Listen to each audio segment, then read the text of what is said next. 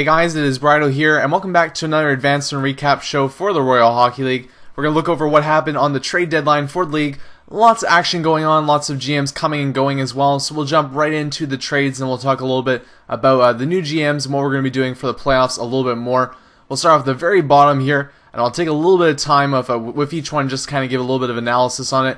So starting off here with St. Louis and San Jose, it's essentially a pick trade, as St. Louis gave up quite a bit to get a better pick for this year's draft. Then we got Chris Stewart and Patrick Berglund, two players with a lot of potential, going to Dallas for Louis Eriksson and Derek Roy. Pretty fair trade there, a little bit for now rather than the future. Then Colby Armstrong and a second round pick for Andrei Kostitsyn. Kostitsyn going back to Montreal, going to get a little bit more playing time there and hopefully pick up a little bit more on his season. Another trade with Nashville here is Craig Smith is picked up by Nashville by Minnesota for Kyle Brodziak, a couple picks as well. So they get some extra picks and a player that's a good replacement, but they lose a player that has a bit of potential there.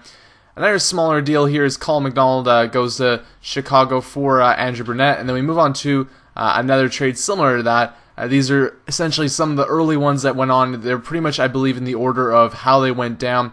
So here's another one too that I think this one was actually for future RFA and whatnot. Here's the bigger one that happened though is Dan Girardi goes to Detroit for Jakob Kindle, high potential defenseman there, Pavel Kabina, and a prospect as well. So a good trade there, both sides, getting a better player Detroit gets, but also losing a player with a lot of potential. And there's Pittsburgh picking up Brad Boyes, probably at best a third line player right now, but he's got a good scoring touch.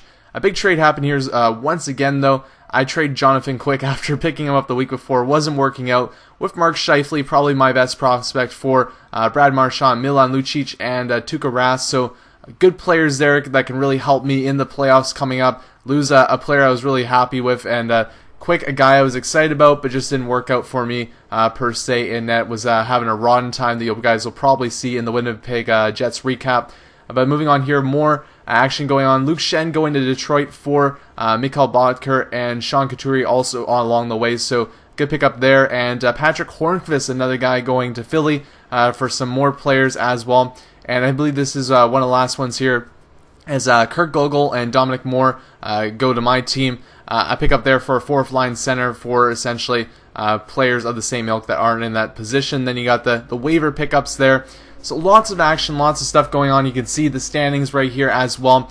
And yeah, I was really happy to see the activity raised with that, trades coming in. I had to go through a lot of trades, a lot of emails, which did take a lot of time, but I was happy to do it, happy to see the activity up. And we have a little bit more than 20 teams right now in the league that are controlled by human GMs, but I'm going to be whittling them down as we get closer to the playoffs. And probably when we're in the playoffs too, you guys will see us go below the 20 mark. This is all because we're really going to try and have an active group going ahead for the playoffs. I want everybody to play their games against each other.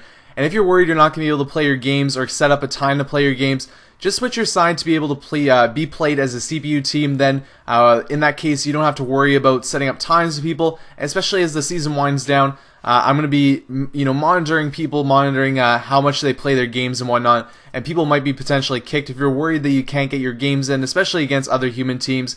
Just switch your side to CPU manage, and then you can play your games when you want to, but then also people can play your games against you, just against the CPU.